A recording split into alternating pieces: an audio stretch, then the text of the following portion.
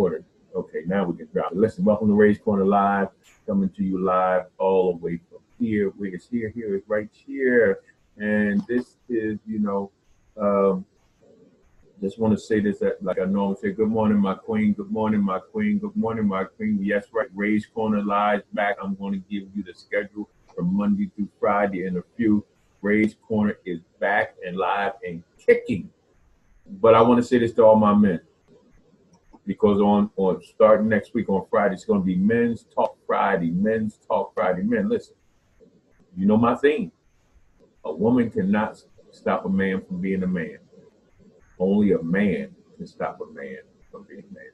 Wow. I want to let y'all know that. You guys start sharing this. You can start sharing this. If this is the replay, if this is you watching it on a replay, hey, look, go, share it. Do what you got to do. Tag it. Don't just share it. Tag it to some specific people. Yesterday, the last couple of days, I go out walking, and I had to get back into my walking and pull the muscle or something, so I couldn't get out there. Notice when I'm trying to do these lives, for some reason, the enemy want to keep coming in and freezing me up and all that stuff. And yesterday was real important, and I went back and saw the replay, and we talked about why we don't want to be wealthy. Why we don't want to be wealthy. And we have to be realistic. We talk about wealth. We talk about being wealthy. If we are not wealthy, right, that's our forefront. If we're saved, now we're talking saved folk, body of Christ also, body of Christ mainly, because I am a Christian, I am Apostle Ray Wilkerson. We're supposed to be the head, not the tail. There's no reason why 85% of all Christians work for sinners, and if we're the head, something's wrong with that picture. But I want to share this with you, why we don't want to get wealthy. We talk about wealth, and we talk about wanting to be wealthy, but we don't do the things that needs to be done to be wealthy. And the most important thing that we don't do is we don't listen. When you talk about big picture thinkers are people who become wealthy. Big picture thinkers, there's 4 things about being a big picture thinker. And they call them the 4 L's: learn, listen, look, and live. If you want to become wealthy, you need to continue to learn. I understand. Let's go to the Bible. The Bible said Jesus grew in wisdom and stature. So that means even Jesus, as he was walking the face of this earth, kept growing in wisdom and stature, kept learning. We need to be learning. If someone prophesies over you that you're going to become a millionaire, or you're going to get a true financial blessing, at what point do you start preparing yourself to know how to receive that blessing or receive money? At what point do you start preparing yourself for economics, for budgeting, for the things that you need to do to receive and be a good steward over something that you never had before? That's why so many people hit these lotteries and all that stuff, and they're broke within 3 to 5 years, because you don't stop for a moment. You see it coming. You don't take time to get advice, get counsel, start studying. How do you invest? How do you do this? What do you need to do with this lump sum of money to create wealth? See, because as long as it's just money, as long as you're just rich, there's a high possibility because you're rich, you become broke. But when you create wealth, which is something totally different, wealth, the Bible says a wise man leaves an inheritance for his children's children. Wealth leaves a legacy. But to get to wealth, we have to listen to people who are wealthy. We have to study people who are wealthy. You can't, one of the biggest problems I always see is in business. If there's something, and we have an incubation program, and you think about it, most businesses that do not go through an incubation program is a program that for small businesses, and we put all these resources around you, and you have all the capability to scale up your business, but you have these resources that around you.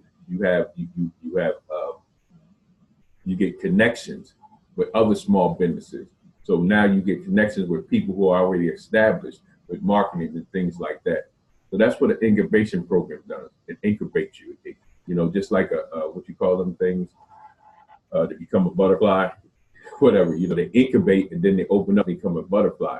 So when you go through an incubation program, it allows you to open up and to be more sustainable.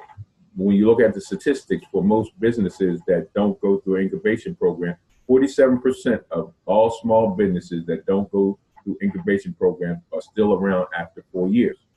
47%. But those that go through an incubation program, 87% are still around after 5 years. So you got to kind of do the numbers. So what I want, I didn't want to go off track, but I'm just trying to show you something. One business does it on its own, and it's only 47%. Then another business does it with the incubation program, listening to people who are already established. You have 87% success rate. So why we don't want to be wealthy is because we don't want to listen, and we don't want to learn, and we don't want to humble ourselves and connect ourselves with people who are smarter than us, people who are at places that we need to be at, that we're trying to get to. You see, that's the thing about wealth. You can't, if everybody in your crew, and y'all always hear me say this, if the total income of your 5 best friends is less than $500,000, it's something to take a look at. What type of conversations are y'all having to create wealth? Who is leading and guiding you with the information about economics, about finances, about financial statements, about the 4 S's: structure, strategy, system, and sales? I shared yesterday. I was in New Orleans, and I was had to speak at this court for reentry program, guys coming out of prison, and I spoke, and they wanted me there because they wanted me to talk to a couple of people. So they pulled me out to talk to this gentleman who wants to start a reentry program. And he's talking, he said he would like to partner with me and blah, blah. Now, he's saying something, and then I'm telling him, okay, this is what you need to do. He's responding, well, we need to, and everything, and this is me, after 2 minutes of me seeing that he has his own idea of how to do a business that he's never done before. And the reason I'm standing in front of him is to help him or explain to him what he needs to do. And he's telling me everything he needs to do. My question to him was, well, man, you don't have to reinvent the wheel. But more than likely, because of that 5-minute conversation, I probably won't. No, it's not that I probably won't. I won't, deal with that type of person to help him raise a business that he knows nothing about, but he knows everything about. When you think about yourself, think about some of the conversations that you might have with established people, and that you want to partner with, and just share with me. Stay with me real quick, and I'm getting ready to get off here. But this is about wealth. So the gentleman wants to partner with me. Okay, what does he have? What is he bringing to the table? He's bringing a house that needs to be fixed up that you can house people in. That's it. I don't need that. Okay, in comparison, what I can bring to the table for you, there's no equal exchange of value. You see? So a lot of times we don't want to be rich because we think we have this value, we have value in what we're doing, but there's no equal exchange of value with somebody who's established opposed to somebody who's not. And when established people try to tell us something or to try to tell you something, right, we don't listen. You're sitting on this job, right, that you can't stand, that God is telling you to do a business. You're sitting on this job that you can't stand, but watch this, but you're praying that you don't get fired. Instead of praying that a door may be open that you can start your business.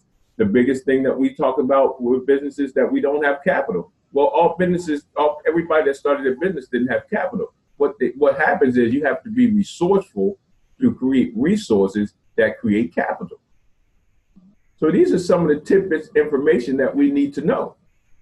But we continue want to tell the help how to help us. So you can't tell me you want to get wealthy, but you're not around wealthy people. And when wealthy people talk to you, you don't listen. You don't apply what they're sharing with you. You don't go to no workshops. You don't go to no seminars. You don't take notes. You don't buy books. You don't get up early. You don't do the things that you need to do to succeed. So you can't say you want to be wealthy, but yet you're not doing not near a thing. Your actions and your behaviors does not dictate what you really want to become. And the one thing about being wealthy is or being an entrepreneur, whatever you do solves a problem. It's something to help people. See, when you solve an identifiable problem and you add value to that person, cost is not an issue for them to pay you for whatever service or product that you have. I'm gonna say that again. When you solve an identifiable problem and you add value to that person, cost is not an issue for the service or product that you provide. When you look at certain things, if a thing has a value on it, if you go to a store, if you look at somebody, they'll look at a particular product, right? And they'll come and say, "Oh, I like that," and they'll come and start asking questions about that product. And then they'll say, "Okay, I'll take it," and then they'll ask the price, opposed to someone who sees a product over there and says, "Okay, how much is that over there?" And then start asking stuff. You see, that particular product, that product served a value, it served an identifiable problem, and cost wasn't an issue to that person. They were going to get it because they needed it, because it solved the problem in their life. And that's what we don't understand. Because whatever we do to become wealthy, it helps people. But the first thing we have to do, if you can write these down, you have to listen. You have to learn. You have to listen. You have to look. And you have to live. So I'm going to get ready to get on out of here because I wanted to had to make sure I had to redo this. And I look at things and I look and see if anybody on there and I see them cut off. And that tells me something. You know? It tells me something. Because the title is, "Why Don't We Want to Be Wealthy?" And when I see something like that, I'm going to go and listen to them because there's going to be something that I'm missing. If I'm not wealthy, then there's something I'm going to be missing. Something. So look, I'm going to get ready to get out of here. This Ray's Corner Live coming to you live all the way from here. Where's here? We're at Cheer. Like we always say here, Ray's Corner Live. God loves you and I love you. And guess what? Ain't nothing you can do about it. Listen, let me give you starting next week. Let me tell you what we're doing here at Ray's Corner Live. We're coming on next Monday through Friday at 6:30. Monday, you're going to have more than just a job. Monday, more than just a job. Tuesday, Apostle Ray. That's we coming on talking about kingdom stuff. Tuesday, 6:30, when we talk about kingdom stuff on Ray's Corner Live with Apostle Ray. Wednesdays, how successful people think. That is very important. If you don't know how successful people think or a wealthy person think, how are you going to become that? Thursday, life change. Man, what did that mean? Life change. You know, we just purchased our own credit repair firm, okay? And that's going to be popping in the next week or two. But it's more than about credit repair. It's about life change. Because when you listen, certain things that can happen when you get your credit right, it saves you millions of dollars of interest over years. That can be, that can fulfill your dreams because that money is coming back into you. So we not only just do we have credit repair, we have what we call debt elimination. We have budgeting tool that circles around the individual. There are a lot of credit repair companies out there, and they do a lot of good things. But we take it a little step further. We put the resources around you. We don't do the trade line and stuff like that, but what we do is credit builder. And we'll be talking about that, the difference between trade lines and credit repair and credit builder. So there's a whole lot of good stuff that you want to be on Thursday nights. And we're going to have a lot of good guests that will be actually giving you a lot of great information. And that's a program that you might want to get involved with. And then Friday, of course, 6:30. Men's Talk Friday, man. I'm gonna have some special guests. We're gonna deal with some real serious men issue. It's gonna be live. And then, I'm hoping with that segment we'll funnel over and just into a YouTube weekly Friday thing where it can be more personal, where we can really deal with some stuff. But really we can deal with this thing live, man, because a lot of guys need to know this, need to see, when you get a certain age, how your sexual life is supposed to be, how you're supposed to treat your woman. Listen, stuff like I always say, women can't keep a man from being a man. It's our decision that we empower other people to take over and take control in areas that we're supposed to be because of our bad decisions.